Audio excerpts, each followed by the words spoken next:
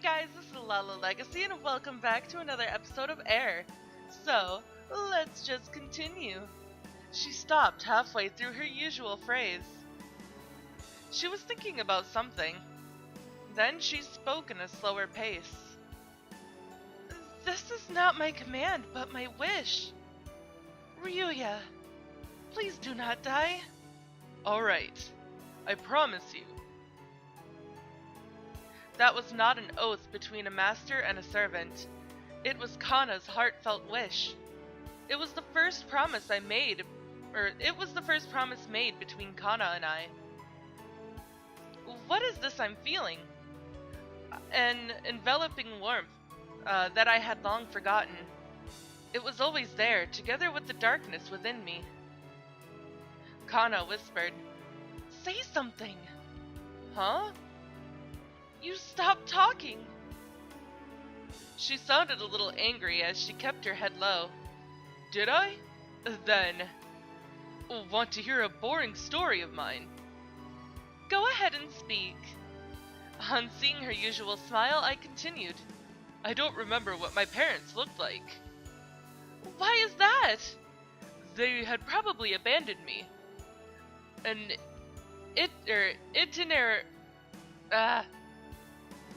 itinerant, I guess, monk found me crying by the roadside and picked me up. That sounded so distant when I put it into words. Kanna kept silent for a while, then finally asked me, "What's an itinerant monk?" It's a monk who travels from place to place. A pilgrim monk is a nice name for them, but they're no different from beggars. I traveled many lands with him. I would not go so far as to call him my parent. However, one thing I could remember was that he was strict with me. I did not even understand why he saved me. Outside of chanting scriptures, he was a man of few words. He did not even tell me his Buddhist name before he died. I was 5 that summer. We were attacked by bandits in a mountain pass. He was killed in a single slash. Kanna's eyes opened wide. A turbulent wind blew past, rupturing the peaceful surface of the spring. That monk prayed right after he was struck down. May the man who took my life be allowed to go to paradise. He said that. He died covered in his own blood. The bandits said killing me was a waste of time, so they spared my life. Once again, I was abandoned at the roadside. A puny child who was not even worth killing. I was on my own after that. I did everything I could to survive. I stole a sword and went to war. I had also taken the lives of others. Not once had I believed that the gods heard our prayers. That was not until I met the girl who was standing in front of me right now. Kanna simply stood there in silence and watched me. Finally she spoke. That bandit must have regretted what he did. Huh? Why would he not feel shame for killing such a fine example of a monk? I wouldn't exactly call him a fine example of a monk. Why not? The bandits did not kill you because of that monk's prayer, or because that monk's prayers were heard, was it not? No. I tried to explain to her, but I found myself hesitating. Kanna's eyes bored into my soul. They were the eyes of one with absolute conviction. Is that so? An emotion I had not expected lit up the darkest corners of my heart. I understand now. It may be that I was wrong after all. Perhaps that monk had really saved my life back then. Why hadn't I realized this sooner? I found myself speaking out loud. Maybe I would have taken a different path in life. That would trouble me. Why? If you had taken a different path, I wouldn't have met you. That's true. I'm also glad to have met you. Ryuuya? Her voice trailed off. Silence. She seemed to have made a resolution. That small figure of hers came closer to me. It was then that I noticed she was not wearing any shoes. Her cheeks were slightly red. Her eyes looked wet. Ryuuya, you see, What? I don't know how I should proceed from here on, so I'll leave the rest to you. The rest? I heard the sound of clothes sliding against flesh. Kanna undid her belt and bared her shoulders right in front of me. Then she drew closer, just when her toes were going to touch the water. She tripped over the hem of her robe. She fell into a sitting position right then and there. Oh my goodness. This is embarrassing. It sure is. My goodness, Kanna. Hurry up with it already. Kanna pursed her lips. She looked up at me shyly. Her smooth skin touched her open air and she shivered. Her 2 underdeveloped mounds were laid bare. The wings on her back were still hidden. However, she still gave off the aura of an innocent, beautiful being from the heavens. When I reached out for her, she dodged in fear. Are you going to touch me? I can't do anything if I don't touch you. On hearing that, she turned to face me with a resolute expression. All of her movements were so adorable that I wanted to jump at her. To pass on such an offer would be pure idiocy. But still... Do you have any idea what I'm about to do to you? I asked, just to make sure. Don't take me for a fool! I'm fully prepared for anything! She did not understand anything after all. Firstly, I'm gonna strip you bare. That can't be helped. Then I'm going to pat you and fondle you. Is it going to tickle? Well, it may tickle. I can bear with it. But I don't want you to just bear with it. Then what should I do? Oh goodness. Her indecent exposure did not match well with the despair on her face. Now you're asking me. I'll warn you up front. It's going to hurt. What? It's going to hurt? Yes, but only at the beginning. She pondered deeply for a while, then asked me again. I was told it feels like ascending to the heavens, is that true? You will feel like that once you become an expert at it. So I need training after all. I thought it was too good to be true. She took the words right out of my mouth. So how much training is required to feel good? How can you ask a man that? Come to think of it, Kanna was absolutely clueless about love. She did not look like one who would make a move first. Therefore, someone must have instilled these notions into her. Who told you about ascending to the skies? Uraha, of course. Out came the name of the true mastermind. What did she tell you? Let me hear all of it. You see, I talked with Uraha last night. I told her that I can't go on if you're dead. Of course, I don't mean I can't go on without a guard. But to me, you're... So, you were worried about me? Yes. After I told her that, she said that I should forget about my status and situation and just tell you honestly how I feel. That's sound advice so far. And I should refrain from calling you a fool and idiot and such. She should have said that much earlier. If all goes well, you tell me about your past, and I should listen without interrupting. How did she know that? She said that all men talk about their past to the women they like. It felt really unpleasant to be seen through like that. After you've done speaking, I'm supposed to slowly untie my clothing. It's crucial not to reveal my breasts fully as I do so. So she even went through the gritty details with Kanna. Then I should leave the rest to you and everything will be fine, at least according to her. Have I made a mistake somewhere? You're wrong the moment you started talking about... you're wrong the moment you started asking Uraha. Or perhaps you prefer men instead? Hold it! You don't? Then... Oh, I know! She clapped her hands. Are you one of those are you one of those who love women but just can't get it up? That's not true! Who knows what other nonsense she's been taught? Sheesh, that vixen. I would not be surprised if Uraha had a few tails. So, I must have shown too much of my skin. She's still at it. Alright, fine. I'm going to show you that I'm a true man. I made a loud exclamation to the forest. Your eyes look strange, Ryuuya. You lured me to you. Keep still while I sink my poisonous fangs into you. Are you poisonous? All men are. That's news to me.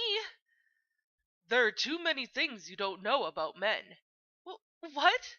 I'm going to teach you. Right now. Or right down to the last detail. I grabbed onto her slender shoulders with both hands. Hey! Stop! Her cheeks were burning bright red. She wriggled to break free. Oh, shit. Shit. Ah! Okay. There we go. But a woman can't get away from a man who got serious. Stop that! Stop! No man will stop just because he's told to stop. I finally lost it then. Uraha, I know you're hiding somewhere. Get out! I scanned my surrounding and shouted out loud. Sorry to interrupt your merry times. It's you who's having a merry time. Are you alright, Lady Kanna? Uraha ran up to a relieved Kanna and briskly put on her clothes for her. I don't think everything went as expected. My oh my, that's really a pity. Could you be any more sarcastic? Uraha ignored my grumbling and pointed toward the forest. Your meal has been prepared over there. Ah, good work. Kanna walked off quickly. The food had lured her away. Ryuuya? What? Her hair was still a mess. A slight blush still remained on her cheeks. Have I angered you in any way? I'm not angry or anything. That's good. She nodded and placed her hand to her chest. That action reminded me of the budding, reminded me of the, what? Oh, of her budding mounds beneath. I was starting to regret a little for not jumping at the opportunity. Come now, Lady Kanna. Right. Uraha pushed on Kanna's back to nudge her away. Uraha! What is it? You thought I wouldn't lay a hand on her, didn't you? A chancy bet, but yes. I was shocked speechless, but she looked the same as always. You won't find another harmless man like me anywhere else. You mean a useless man? Oh, shut up! Kanna stared at us in puzzlement because she could not understand our conversation. Now then, we should go. I have to educate Lady Kanna on the matter of bedroom etiquette. Please don't. What are bedroom etiquettes? Don't ask. The sun was past its zenith, I guess. The forest in the afternoon did not feel quite as hot. Traces of autumn lingered in the passing winds. The cicadas were chirping, like really loud in my ears. Almost as though they were making their locations known to the sky. Summer is coming to an end. That's right. The hazy outline of a gentle mountain was peeking through the treetops. Once the sun sets, we will set off for that mountain. Kanna was asleep. She was snoozing on Uraha's lap. Uraha smiled peacefully. As she combed Kanna's hair with her fingers, she muttered softly. She didn't sleep a wink last night. Really? She must be worried about you. Is that so? Looking down on a sleeping Kanna, I commented. She looks like a beautiful princess when she keeps quiet like this. Uraha shot a glare at me. Lady Kanna has always been a stunning beauty. I must teach her the ways of bedding a man before some lowly worm gets to her. That doesn't mean you should use me for her practice. Whatever are you talking about, I wonder? Don't pull that innocent look on me.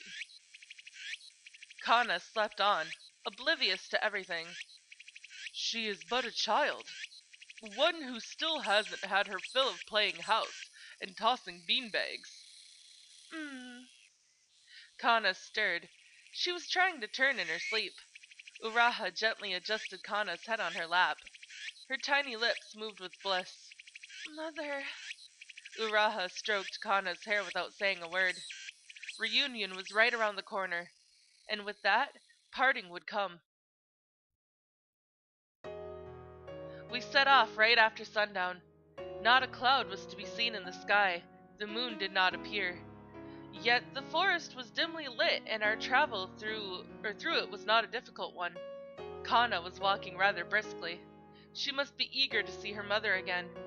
On the other hand, I was lagging behind because of my wound. Finally, we reached the mountain top. There was a mound of some sort in the deep of the woods. It turned out to be a moss-covered pile of rocks about twice the height of a man. It looked ancient. A burial mound? It was too large to be one. I would not be surprised if there was a room in there. Sir Ryuuya, look at this! An exceptionally large tree stood amongst the woods next to the mound. A circular object as big as a person's face was fastened to the trunk. A mirror? I turned towards Uraha. What do you think it is? I can't be certain, but I believe it's a spell. We can enter from here! Kanna's voice sounded from the side of the tombstone. Wait! I grabbed her by the collar. It was a cave that was only wide enough for one person to pass. Freezing air emerged from its dark interior. Let me check it out first. A stern voice interrupted me. No! Do you not remember what I told you? I can't go on if anything is to happen to you. Although I was happy to hear her say that, it was my job to spot danger, especially since it might be a demon that was housed inside. We have come this far, let's go in together. Even Uraha seemed unconcerned. Are you not responsible for taking Kanna to safety if something bad were to happen to me? Nonetheless, neither of them were backing down. Alright, but I'll take the lead. Very well, I'll leave that to you. Let us go! I stepped into the cave. The place was shrouded in blinding darkness. I proceeded cautiously, testing my foothold with each step. The breeze, caressing my face, informed me of the direction of the cave. I walked for quite a distance, but there was no sign of a dead end. This cave should not be this deep. Is this also a spell of some sort? Halt! A voice echoed. Do not come any closer. It was a commanding female voice. If you've come to engage my aid in war, I will see to it that you don't leave this place alive. I could not understand what she said. However, this person was without a doubt a person of great majesty and grace. I corrected my posture and called into the darkness. I am Ryuuya, a servant of Kanabi no Mikoto. And I am Uraha. Pardon my insolence, but I trust you are the mother of Kanabi no Mikoto. Kanna? Is that you, mother? The female's voice tensed up once more at the sound of Kanna's voice. So, you've brought my daughter, you say? What manner of trickery is it this time? I have no daughters. My daughter has already... Lady Kanna, your clothes! Uraha spoke with her usual steady voice. There was the sound of moving fabric. Soon I realized what they were doing, so I kneeled down with one knee to the ground. Light filled the room. The entire cave was filled with a white brilliance. My shadow flickered on the pebbly ground. Once my eyes had adjusted to the brightness, I cautiously raised my head. In front of me. But that is all the time that I have for this episode. I know, I'm leaving it at a cliffhanger, guys. And I hope that there's gonna be like a really, really, really pretty CG. So let's hope. But yeah, that's all the time that I have for this episode, guys. So if you liked it, please give it a big thumbs up down below. And if you haven't already, subscribe. By subscribing, you're becoming part of a legacy. I love you guys so, so much, and I will see you in the next video. Bye-bye!